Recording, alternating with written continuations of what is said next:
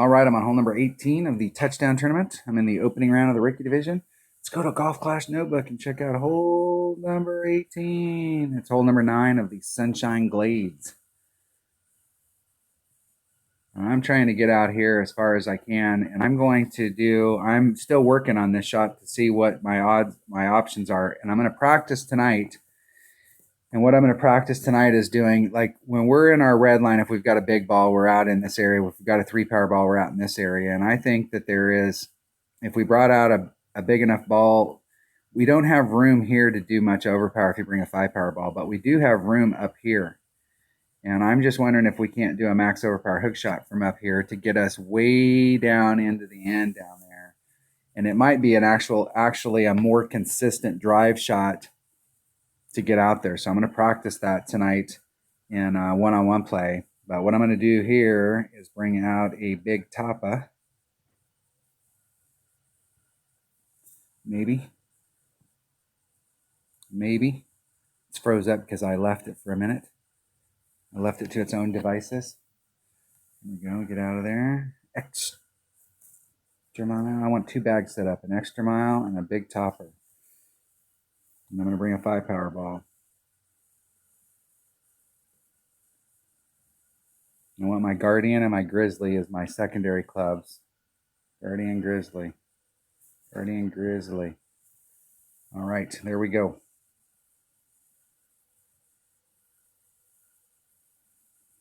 If you don't put any overpower on it,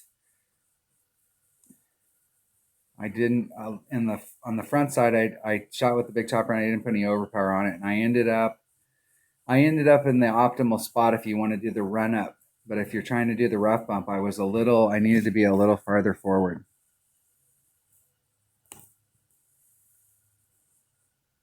Let's get maximum top spin on there.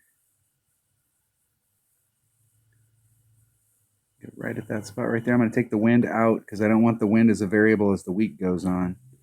So there's 2.7. Put max overpower and a little bit of curl.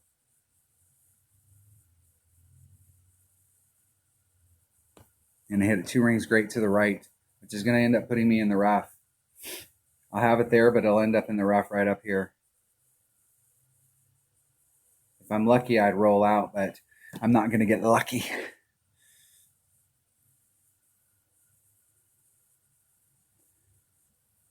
All right, I guess it's extra mile. Maybe.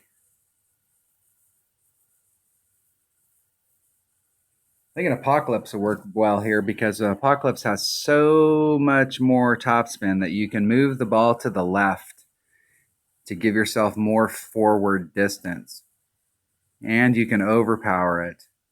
If you've got that curl to bring you back around so you don't end up in that rough on the left-hand side, it might work better. But I'm still working on this hole to see what it'll take to get farther up there. I mean, if we're going to try and shoot way up there, I'm gonna work on what it'll take to get way up there.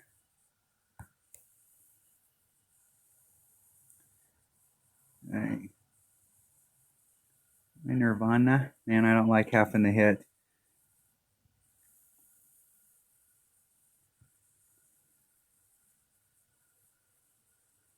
And even this is close. If I hit it great to the left, I'm going to be in big, big trouble. I'm going to separate myself a little and have to put some curl on it. I'm at max club, so there's 3. It's about 3-3. Put a little bit of curl. Hit it great to the left. I might be in the rough. Woo, just missed it. Just missed it. I don't like pinching myself up against spots like that. The deal is that could I have pinched myself up on there and got the ball guide so that it was straight to the cup? Yes. But let's step back a little bit and ask the question of, was I in the perfect spot for that shot? And the answer is hell no. I blew the drive. So at that point, you can take risky shots or you can go up there and secure your eagle and think back on how many times you've been in that spot where you weren't in the optimal spot. You made a slight mistake, and then you pressed the issue to try and get yourself back on track, and you ended up epic failing. And so the goal on this hole is to get an eagle. The hope is to get an albie. But in order to get that albie, you need to put yourself in the right spot. Ooh.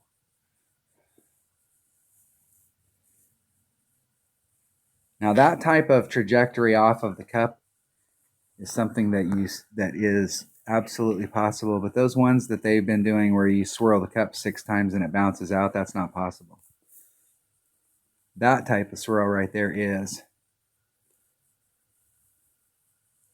Let's see if we can hit this perfect. Hitting it perfect. In the cup. Eagle. All right. Didn't have anything special happen anywhere through, and I missed hole number 7 both times. So that's how you end up with a 28. The goal here in the opening round is to shoot a minus 30. That's the minimum score if you want to be up in the top group.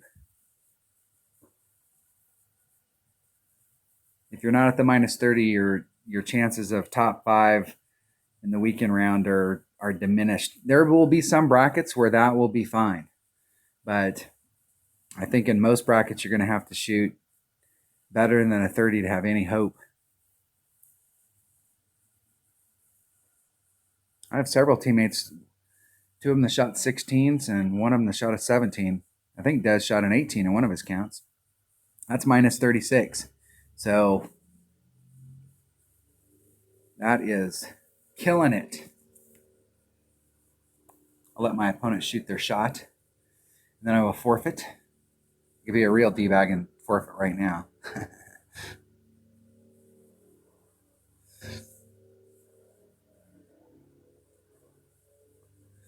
At 24-14, let's go for it.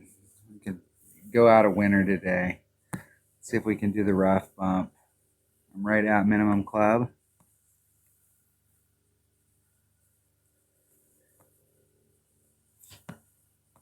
Minimum club's 1.7, so there's 3, 4. That leaves me 4. That's about a quarter.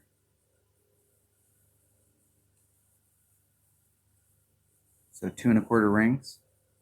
You can hit this perfect. Hitting it perfect. Give myself a look at the dunk.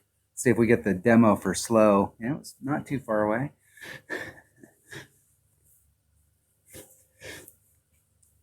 If I had more backspin on that, I would have won that shootout because I could have put all the backspin on and I probably would have been like 12 away.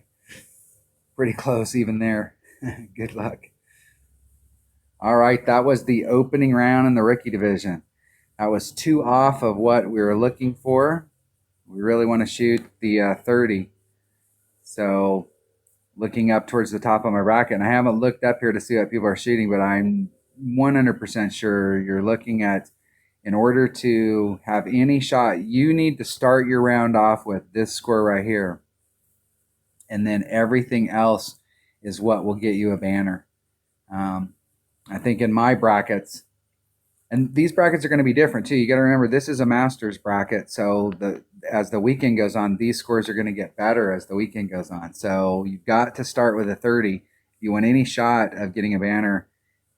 In my expert account, it's going to be very similar. It's not going to be that much different. The only difference between the Masters and the expert bracket is there's going to be maybe 3/4 of the people up here at the top.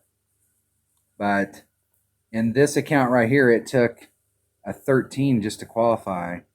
And so you're going to see pretty good scores as it goes on. This score right here with the minus 28, that's going to be kind of like the minimum score in this bracket. So I feel like by the time I'm done, by the time everybody qualifies, it'll probably be in the top 30, top 25. But you're going to have to shoot sub 30 in order to have any shot at a win. All right. That was the opening round for the touchdown tournament. Thanks for watching.